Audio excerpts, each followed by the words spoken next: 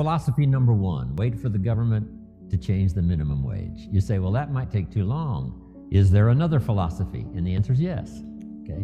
Here's the second philosophy. Wait for the company to pay you $6 an hour. Right? You get a review how often? Every 6 months, let's say. You missed it. You waited a year. Maybe you didn't make it then. You say, wow, no telling how long. If you've got 1,000 people with you, maybe you could force the company to change it from 5 to 6 if there were enough of you that said, we will not work, we demand $6, or we will not work. By yourself, not a good philosophy. Together with others, it could work. Right? Here's what we call this, the philosophy of demand. I demand more money. Alone, too risky. Together, maybe you could get some progress.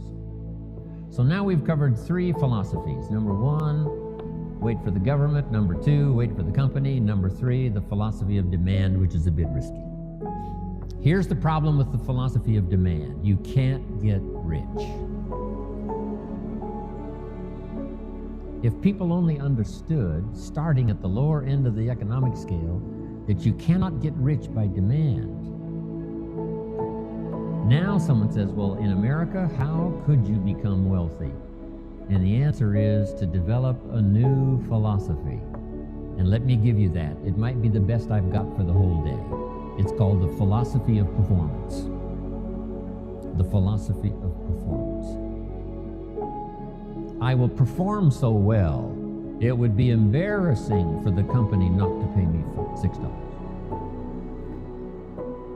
Then I would perform so well, it would be embarrassing for the company not to pay me $8 an hour, $10 an hour, $20 an hour. So now we've got several philosophies going, and if you want to change your economic future, it starts with your personal philosophy.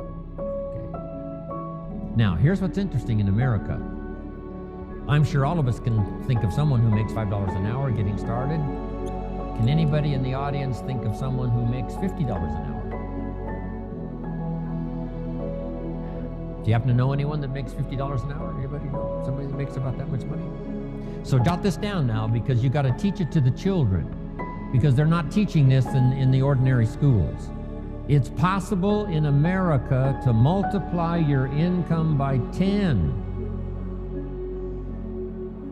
If you take nothing else home economically to pass on to your children or to someone else, just take that phrase home. Jim Rohn taught us it's possible in America to multiply your income by 10. It's possible. If kids knew it was possible, do you think they would ask, how can you do that? If they knew it was possible, wouldn't the next question would be, how could I do it? If it's possible, how can I do it? Now you just teach them how to do it. How to multiply your income by 10. Now jot this down. A good economic question. Once you've multiplied your income by 10, is it possible to multiply it by 10 again? Not only to multiply it by 10, but to multiply your income by 10 again. Do you know anybody that makes $500 an hour? Can you think of someone? Makes $500 an hour? Right, my Beverly Hills lawyer makes more than $500 an hour. So jot this down. It's not only possible in America to multiply your income by 10, it's possible to multiply it by 10 again. Do you think kids would be excited to hear this philosophy? I'm sure they would. How can you multiply your income by 10 and then multiply it by 10 again? Now, if you multiplied it by 10 and then multiplied it again by 10, would it be possible? Would it be possible to multiply it by 10 again? Can you think of anybody that makes $5,000 an hour? What do you think I get paid? I mean, this is such exciting stuff. I'm a kid from the farms of Idaho. I was 25 years old before I learned that you could multiply your income by 10 and then multiply it by 10 again and then multiply it by 10 again. This is mind-boggling stuff. $5,000 an hour. Now, would it be possible? Would it be possible to multiply it by 10 again? $50,000 an hour. Now, here's a good expression to use, especially for this group. You're all tuned in, especially the last couple of days. The best expression is, of course. Could you multiply your income by 10? Of course. Could you do it again? Of course. Could you do it again? Could you do it one more time? $50,000 an hour. You know, I've lectured with General Schwarzkopf and Colin Powell. I had lunch once with Colin Powell a few years ago. Schwarzkopf gets about $65,000 for a 1-hour speech. $65,000. So how could you finally get to $50,000 an hour? Answer: become a general in the Army. Yes. And lead the troops in the Gulf War. But what I'm trying to say is the possibilities here, let's just say, are just unlimited.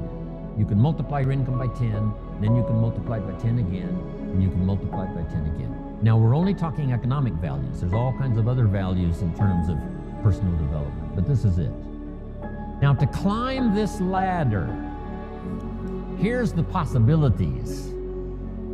63 million last year, one person earned. The possibilities, we would have to say, in our country, is what we call unlimited. Now, to climb this ladder as high as you wish to climb it, jot this phrase down now, because I don't think I'll talk about anything more valuable than what I'm about to share with you. Here it is. To climb this ladder of economically as high as you wish to climb it, here's all you have to do. Learn to work harder on yourself than you do on your job. Learn to work harder on yourself than you do on your job. Once I understood that philosophy, it totally changed my life. I made my first fortune by age 32, starting at age 25. And I've made and lost a few fortunes since then. That one simple philosophy, that it's possible to multiply your income by 10, and then by 10, and then by 10, by 10. And here's the simple way to do it. Work harder on yourself than you do on your job. Here's how it was put to me. If you work hard on your job, you can make a living, which is fantastic. If you work hard on yourself, you can make a fortune, which is super fantastic. At age 25, I went to work on myself. The difference in my economic future was so startling, even in the early years, that I never went back to the old ways. I never went back to the old philosophy. I never went back to the old disciplines. I accepted the new ones, and it changed my life forever. Unbelievable. Here it is in philosophical terms. Just jot this phrase down. This is a good one. Success is something you attract by becoming an attractive person. Success is not something you pursue. Success is something you attract by the person you become, by becoming an attractive person.